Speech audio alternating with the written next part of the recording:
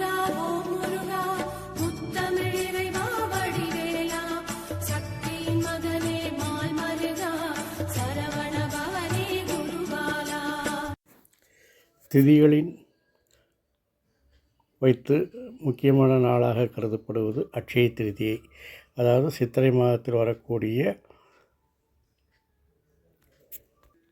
வளர்பிறை திருதியை அட்சய திருதி என்று அழைக்கப்படும். இந்த அட்சய திருதியை காலத்தில் நாம் செய்கின்ற எல்லா செயல்களும் மீண்டும் மீண்டும் பெருகி வரும் என்ற அபிப்பிராயத்தில் மகாலட்சுமியின் அம்சமாக கருதப்படுகிற தங்கம், வெள்ளி போன்றவைகளை வாங்குவார்கள். வாங்க வசதி இல்லாதவர்கள் உப்பு, மஞ்சள் போன்றவற்றை வாங்குவார்கள். முடிந்தவரை சிறிய அளவிலிருந்து பெரிய அளவிற்கு தானங்கள் செய்து புண்ணியத்தை பெருக்கிக் கொள்வார்கள். அப்படிப்பட்ட அட்சய திருதியை ஏப்ரல் 30 வந்து இந்த வருடம் கழிந்துவிட்டது.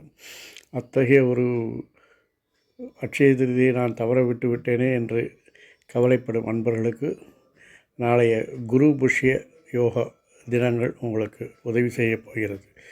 அதற்கு முன் குரு புஷ்ய யோகம் என்றால் என்னவென்று பார்ப்போம். வேத ஜோதிடத்தில் குரு வியாழனை குரு என்று அழைக்கப்படுகிறது. அதாவது ஆசிரியர் அல்லது வழிகாட்டி என்ற பொருள்.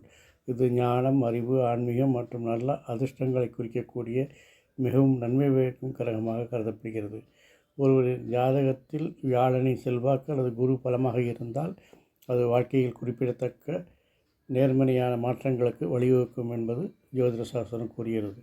அதேபோல் பூச நட்சத்திரம் வேத ஜோதிடத்தில் 27 நட்சத்திரங்களில் விண்மீன்களில் ஒன்றாகும்.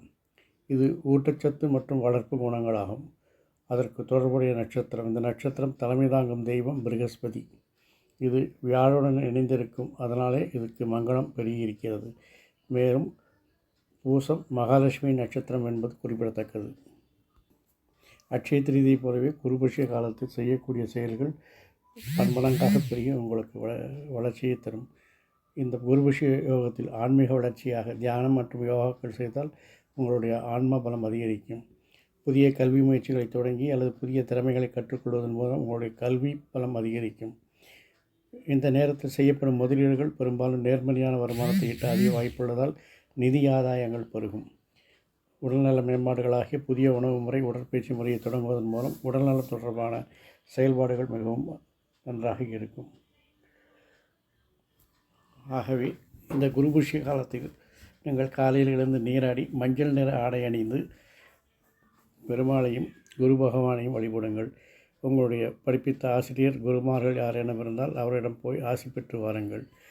வாழைமரம் உள்ள கோயிலுக்கு போய் வாழைமரத்திற்கு நீர் ஊற்றி அதை மஞ்சளில் ஸ்வஸ்தி கோலம் போட்டு வழிபடுவது இன்னும் சிறப்பு. இந்த குருபுஷ்ய காலத்தில் குருதசா குருபூத்தி நடப்பவர்களுக்கு இந்த பலன்கள் இன்னும் சிறப்பாகவே இருக்கும்.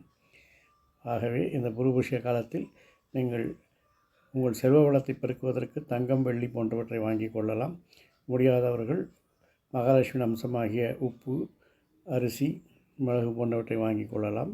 முடிந்தவரை 1-2 பேருக்கு தானம் செய்யுங்கள். புண்ணியம் உங்களுக்கு பெருகும். அட்சய திருதியை போலவே அன்று நீங்கள் செய்ய வேண்டிய காரியங்களெல்லாம் இன்றும் செய்யலாம். ஆனால் நீங்கள் தான தர்மங்கள் செய்யலாம், இறை வழிபாடு செய்யலாம், புதிய தொழில்கள் தொடங்கலாம், புதிய திறமைகளை கற்றுக்கொள்ளலாம், புதிய கல்வியை படிக்க தொடங்கலாம். எது செய்தாலும் இன்று நீங்கள் செய்யக்கூடிய காரியங்கள் பன்மடங்காக பெருகி உங்களுக்கு எதிர்காலத்தில் ஒரு நல்லதொரு பலனை தரப்போகிறது. அப்பேற்பட்ட குருபுஷ்ய யாகம் இந்த வருடம் ஜூலை 24 ஆல்ரெடி வந்து போயிருக்கிறது. நாளை ஆகஸ்ட் 21 உங்களுக்கு அந்த குருபுஷ்ய காலம் வருகிறது. அதை பயன்படுத்தி கொள்ளுங்கள். அதை தவற விட்டீர்கள் என்றால் அடுத்து செப்டம்பர் மாதம் 18 குருபுஷ்ய யோகம் வருகின்றது. இது நாளை ஆகஸ்ட் மாதம் 21 காலை 5:53 முதல் இரவு, அதாவது மறுநாள் நடுநிசியில் 12:08 வரை உங்களுக்கு இந்த குருபுஷ்ய யாக காலம் இருக்கிறது. இந்த யோக காலத்தில் நீங்கள் உங்களுக்கு முடிந்த நற்செயல்களை செய்து உங்கள் வாழ்வை நல்வாழ்வாக மாற்றிக்கொள்ளுங்கள்.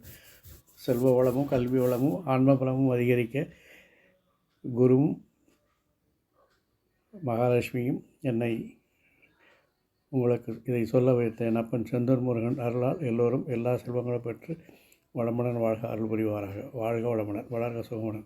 அறம் செய்வோம், கர்மத்தின் வழி உரைப்போம். முருகாசரணம், கந்தாசரணம், எங்கும் மங்களம் உண்டாகட்டும். இங்கனம் இதுபோல் இன்னொரு பதிவில் உங்களை சந்திக்கும் வரை உங்களிடமிருந்து தற்காலிகமாக விடைபெறுவது உங்கள் நண்பன் சிவகுருநாதன். நன்றி, வணக்கம்.